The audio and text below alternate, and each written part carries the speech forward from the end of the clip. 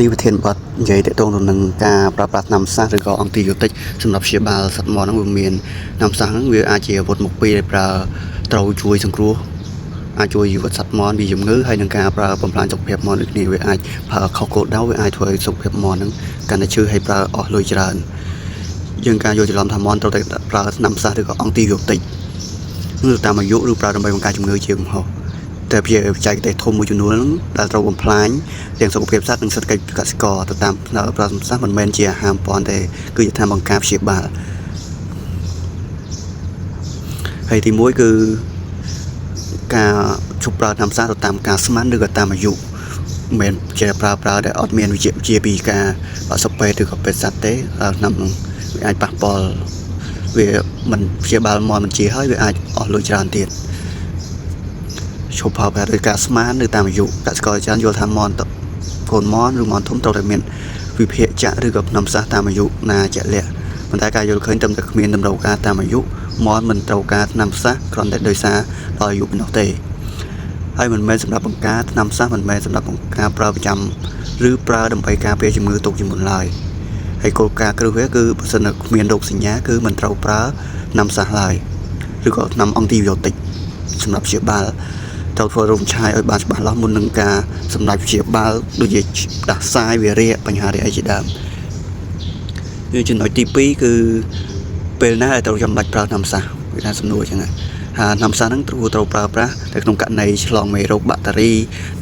ដែលត្រូវបញ្ជាក់ឬសង្ស័យខ្លាំងប៉ុណ្ណោះមានរោគសញ្ញាដូចជា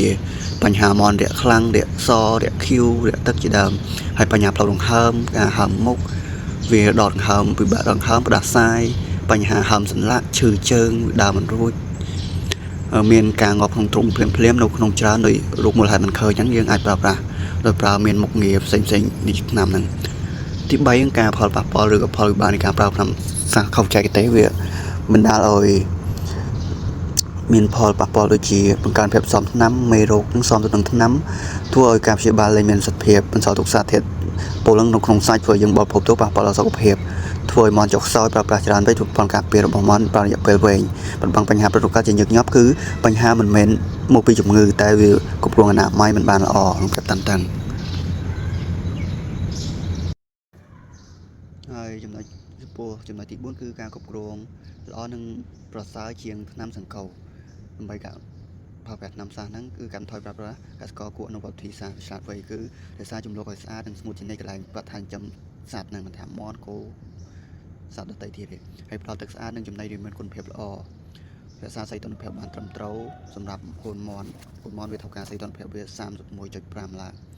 ចុះមិនអាចឲ្យទាបជាងហ្នឹងទេធ្វើឲ្យមាន់ឈឺជៀសវាងការដាក់មាន់ណែនក្នុងទ្រុងពេកឬកាត់បន្ថយការភាពតានតឹងការប្រើប្រាស់វ៉ាក់សាំងឲ្យបានទៀងទាត់ទៅតាមការណែនាំពីបច្ចេកទេសតាមអាយុកាលសង្កេតមើលច្បាស់មុននឹងសម្រេចចិត្តផ្ដល់ថ្នាំហើយចំណុចទី4គឺការគ្រប់គ្រងល្អនិងប្រសើរជាងថ្នាំសង្កូវដើម្បីការប្រើប្រាស់ថ្នាំសាសហ្នឹងគឺកាត់បន្ថយប្រើប្រាស់កសិករគួរអនុវត្តវិធីសាស្ត្រឆ្លាតវៃគឺដោយសារចំនួនឲ្យស្អាតនិងស្ងួតជានិច្ចកន្លែងប្រធានចំសត្វហ្នឹងមិនថាមាន់គោសត្វដទៃទៀតទេហើយផ្ដល់ទឹកស្អាតនិងចំណីដែលមានគុណភាពល្អរក្សាសីតុណ្ហភាពបានត្រឹមត្រូវសម្រាប់កូនមាន់វាត្រូវការសីតុណ្ហភាពវា 31.5 ឡាចុះមិនអាចឲ្យទាបជាងហ្នឹងទេធ្វើឲ្យមាន់ឈឺជៀសវាងការដាក់មាន់ណែនក្នុងទ្រុងពេកឬកាត់បន្ថយការភាពតានតឹងការប្រើប្រាស់វ៉ាក់សាំងឲ្យបានទៀងទាត់ទៅតាមការណែនាំពីបច្ចេកទេសតាមអាយុកាលសង្កេតមើលច្បាស់មុននឹងសម្រេចចិត្តផ្ដល់ថ្នាំ